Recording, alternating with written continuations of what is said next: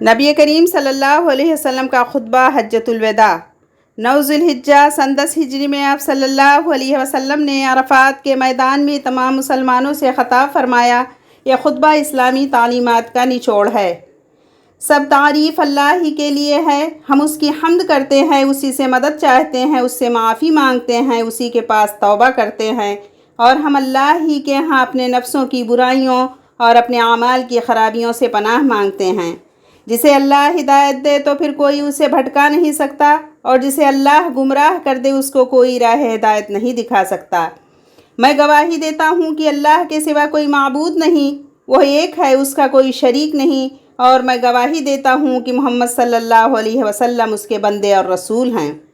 اللہ کے بندو، میں تمہیں اللہ سے ڈرنے کی تاکید اور اس کی اطاعت پر پرزور طور پر آمادہ کرتا ہوں، اور میں اسی سے ابتدا کرتا ہوں جو بھلائی ہے۔ لوگو، میری باتیں سن لو، مجھے کچھ خبر نہیں کہ میں تم سے اس قیام گاہ میں اس سال کے بعد پھر کبھی ملاقات کر سکوں۔ ہاں، جاہلیت کے تمام دستور آج میرے پاؤں کے نیچے ہیں۔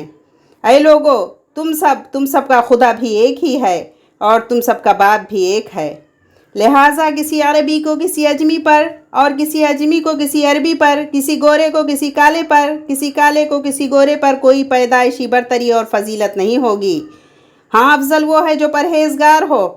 ہر مسلمان دوسرے مسلمان کا بھائی ہے، اور تمام مسلمان ایک کنبہ اور ایک خاندان کے مانند ہیں۔ خدا سے ڈرنے والا انسان مومن ہوتا ہے، اور اس کا نافرمان شقی۔ تم سب کے سب آدم کی اولاد میں سے ہو، اور آدم مٹی سے بنے تھے۔ لوگو، تمہارے خون، تمہارے مال اور تمہاری عزتیں ایک دوسرے پر ایسے حرام ہیں جیسا کہ تم آج کے دن کی، اس شہر کی اور اس مہینے کی حرمت کرتے ہو۔ دیکھو، ان قریب تمہیں خدا کے سامنے حاضر ہونا ہے، اور وہ تم سے تمہارے اعمال کی بابت سوال فرمائے گا۔ خبردار، میرے بعد گمراہ نہ ہو جانا کہ ایک دوسرے کی گردنیں مارتے پھرو۔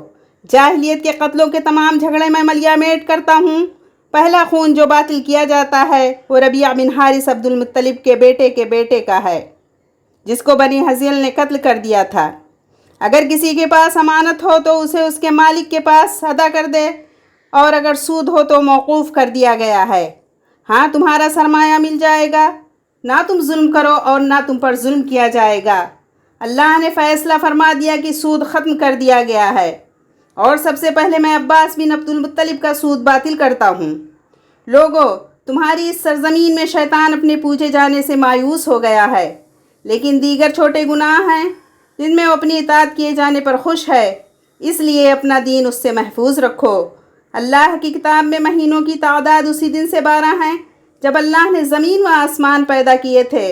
ان میں سے 4 حرمت والے ہیں، 3 ذی القعدہ، ذی الحجہ اور محرم لگاتار ہیں، اور رجب تنہا ہے۔ لوگو، اپنی بیویوں کے متعلق اللہ سے ڈرتے رہو۔ تمہارے غلام تمہارے ہیں، جو خود کھاؤ ان کو کھلاؤ، اور جو خود پہنو وہی ان کو پہناؤ۔ خدا نے وراثت میں ہر حقدار کو اس کا حق دیا ہے۔